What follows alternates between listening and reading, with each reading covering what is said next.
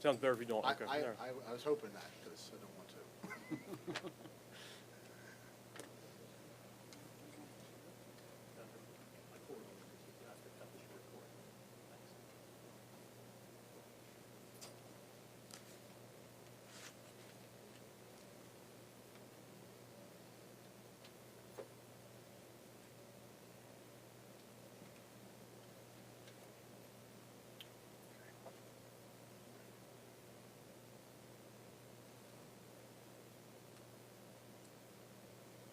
Okay. We'll get started. I'm just going to, a couple brief remarks here to get started. Thank you all for joining us. So we've been talking a lot to you, especially in recent months, about the fiscal cliff that we're facing, and we're here today to discuss major changes to fares and service that are in reaction to this stark reality. We're going to start with some remarks from SEPTA's Chief Operating Officer, Scott Sauer. And I just want to note real quickly, I think many of you are aware that Mr. Sauer is going to be transitioning into a new role as SEPTA's interim general manager at the end of this month. So I just wanted to make sure that we're clear on that. His title is still Chief Operating Officer. And then after his remarks, we'll take your questions. Mr. Sauer will be joined by Jody Holton, SEPTA's Chief Planning and Strategy Officer, and Eric Johansson, SEPTA's Senior Director of Budget and Transformation. So now I'd like to introduce SEPTA Chief Operating Officer Scott Sauer. Thanks, Andrew. Thanks, everyone, for joining us this morning.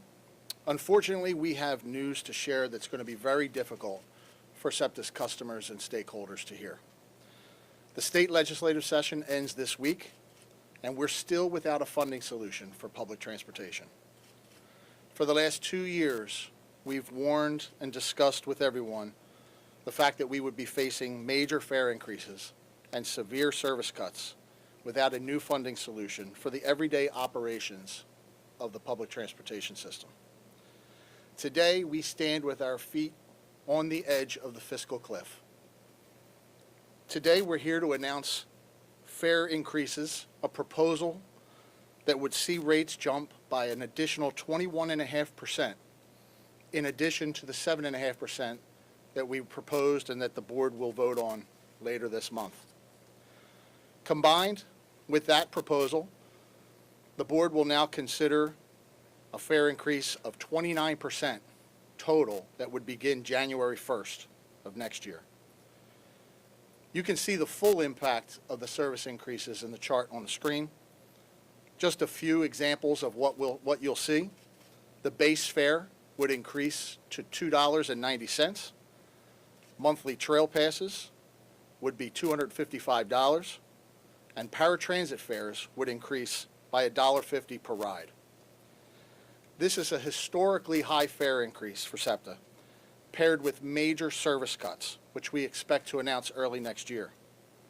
And while some of the details of those service cuts are still being finalized, it will result in an overall service reduction of 20% across all modes. Dozens of routes will be eliminated, and those that remain would operate with significantly less frequency. With major service cuts and fare increases, this is the beginning of what we've been saying is the transit death spiral. Service cuts and fare increases resulting from fewer riders lead to more service cuts and more fare increases resulting in fewer riders, till ultimately public transit is no longer relevant. This is painful. It's going to continue to be painful for our customers and for everyone who has an interest in the economic and social impacts of our city, of our region, and of the Commonwealth. This is not a position that we ever wanted to be in. The budget we passed back in June forecasted state funding for a long-term solution. Like many other transit agencies across the country, SEPTA has reached the fiscal cliff as a result of what happened during the pandemic.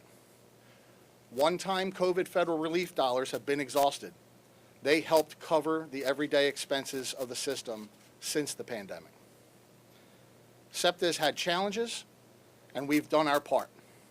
We've maintained service during the pandemic when the most essential of our customers needed us.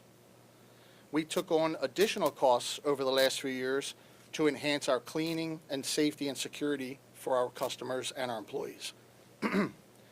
In addition, inflation, as it has for everyone, has resulted in increased costs for fuel, power, supplies, and other items that are needed for the day-to-day operations, adding to increased budgetary pressures. Despite all this, we've seen major progress. Serious crime is down. Customer service scores have risen. And ridership, despite all of our challenges, is growing. We've advanced long-term initiatives, such as our bus revolution, that will now have to be scaled back. We want more reliable service for our customers. We want to grow.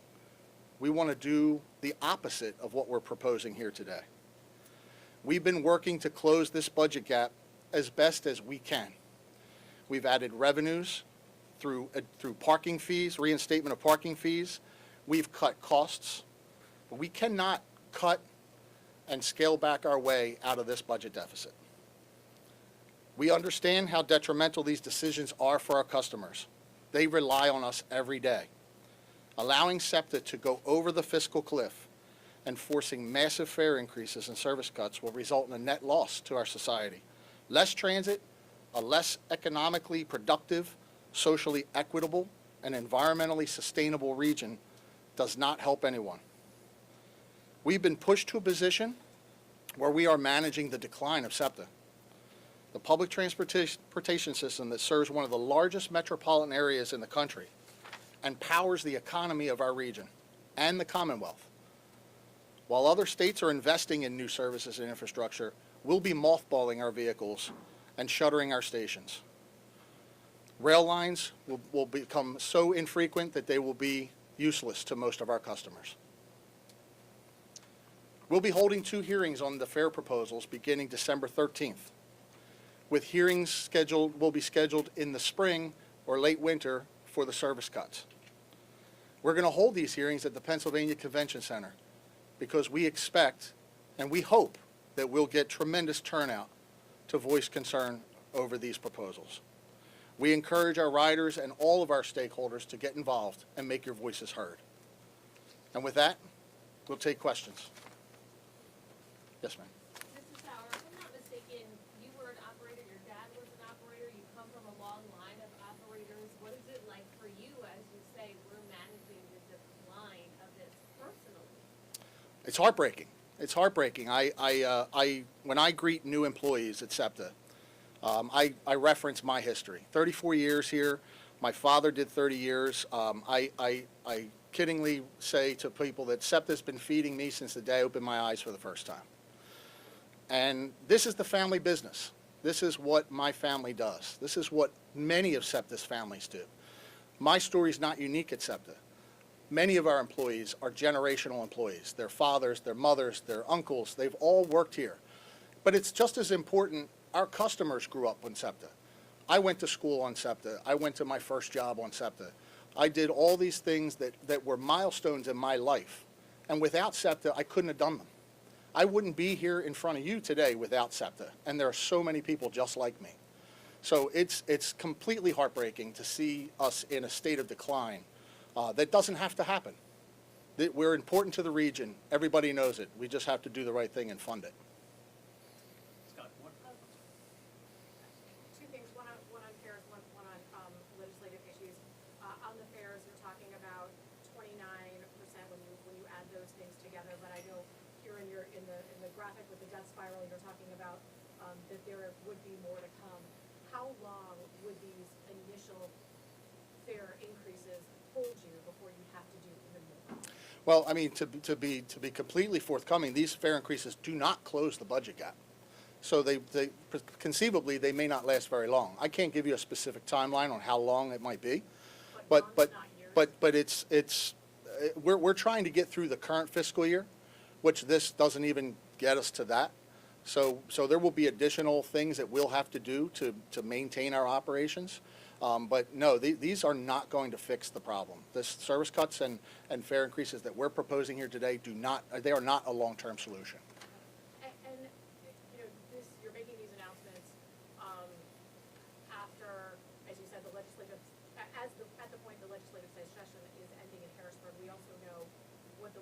will look like in the next session.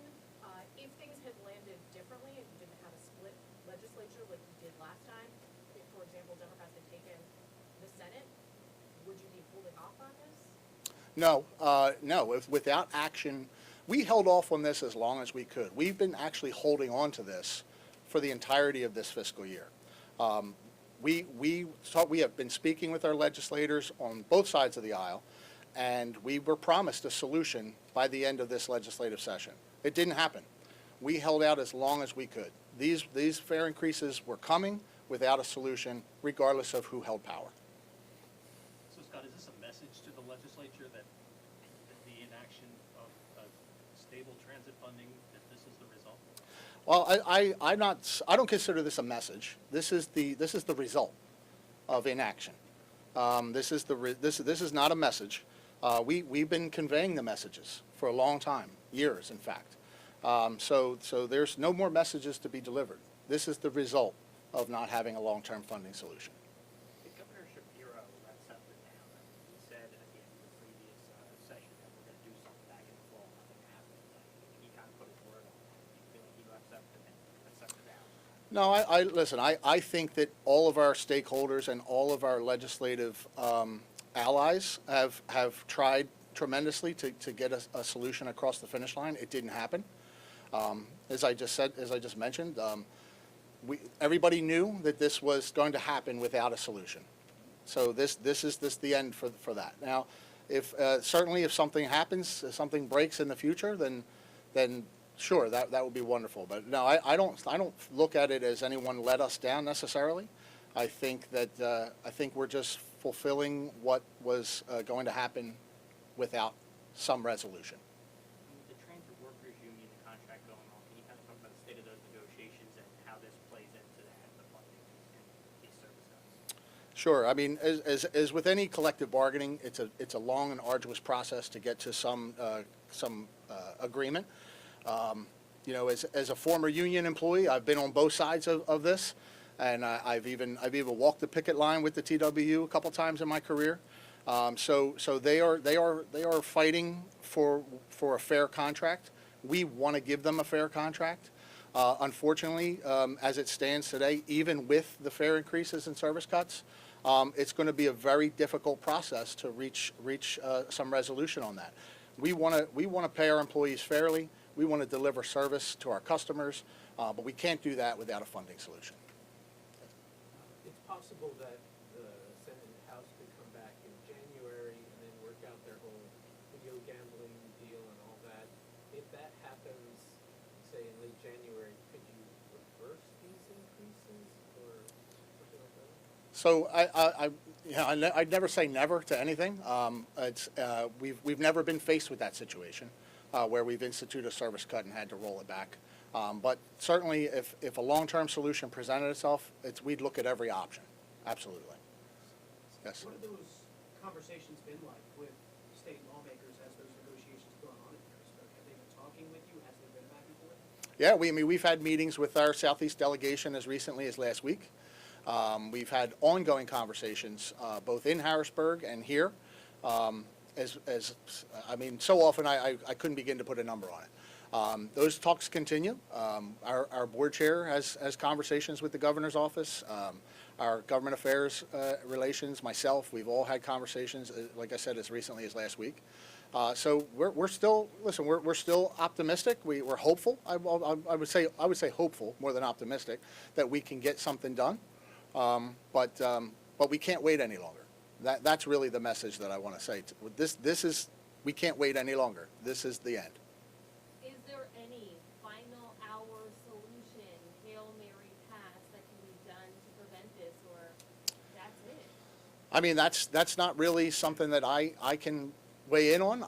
I'm sure that our legislators and the governor's office, I'm sure that they'll have ideas on how to maybe resolve this, but I don't know specifically what that option might be. Okay. Yes. So we're hearing about service cuts. Will there be cuts at the top? Will there be reductions in headcounts here at headquarters or other offices? Yeah, so nothing is off the table. At this point, I can't say definitively where the cuts will come from, but nothing can be moved off the table at this point, whether that's salary reductions, layoffs. I mean, there's really nothing that I can say definitively that we won't do or shouldn't do. And you may have mentioned this, but how much revenue will be generated this fare increase specifically generated? Do you have an estimate on the ridership, how it will impact ridership when we get there? So it's 23 million for fiscal 25 and 45 million for next. And do you have an estimate of the ridership, how will it be affected by this? So we are projecting losses in ridership. What was the number on that one?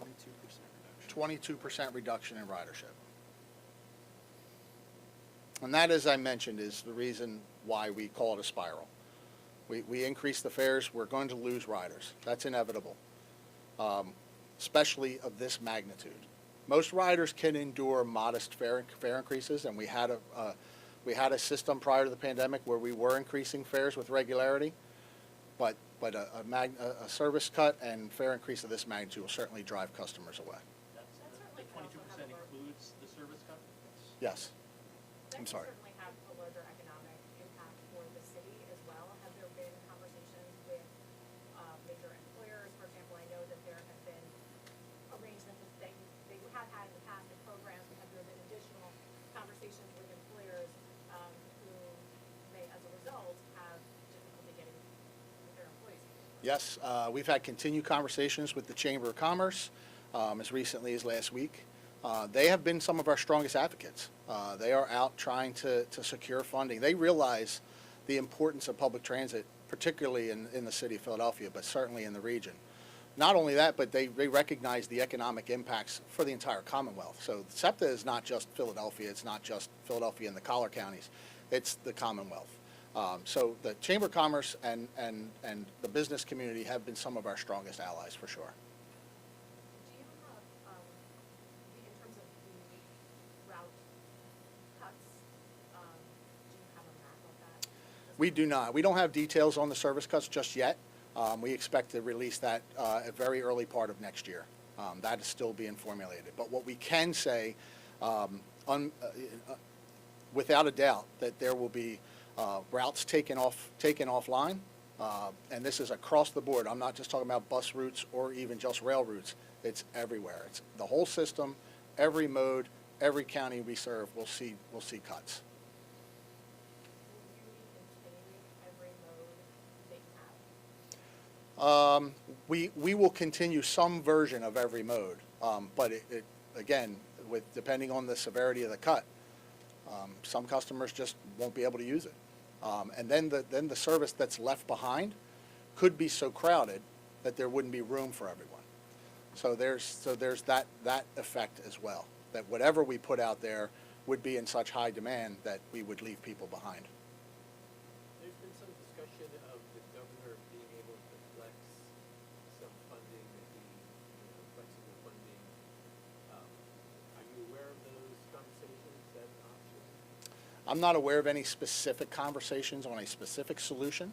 I'm aware that something like that happened years ago, but I'm not aware of anything that's with any specificity coming from Harrisburg at this point. Back to Ms. Brown, sorry, one more question on that. What are the factors that will go into which routes will be cut? You want to talk about the? Right. When we approach a 20% service cut, we'll be looking to create those cuts across the region as fairly and equitably as possible. We've already adjusted our service to meet the post-pandemic kind of travel trends, so we've already cut from the peaks. We only put out 89% of our transit service that was in existence pre-COVID. We're at 82% of pre-COVID ridership on our transit service, bus and rail transit. So we're meeting the existing capacity of the system. So there will have to be cuts across the board on each mode, 20% from the peak and the off-peak. We'd anticipate looking at lower ridership areas first, But again, it has to be across the peak, and there's not a lot of low ridership service left. Are there any concerns that there may be cuts to additional capital projects, for instance, the $317 million that Congress has already earmarked for the new Market Frankfurt mine trains? So our capital and operating budgets are as you know, two different buckets. So our capital budget is already oversubscribed and underfunded as well.